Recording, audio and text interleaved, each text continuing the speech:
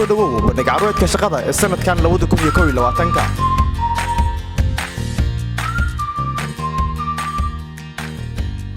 waa sanadkii saddexaad oo xiriir ah oo Muqdisho Fair uu ka qabsoomi doono magaalada Muqdisho. bandhig carweedka shaqada waxaa sanad kasta lagu casuumaa shirkadaha shaqo abuurka sameeya.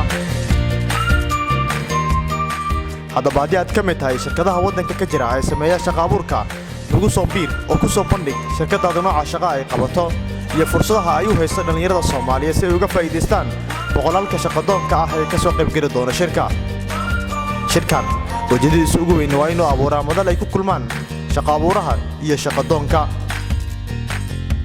ka mid noqo shirkadaha taageera shaqo abuurka dhalinyarada kuna soo bandhig fursadaha shaqo ee aad u hayso dhalinyarada oo noogu kaalay Irid Hotel taariikhdu markay tahay 18 December 2021.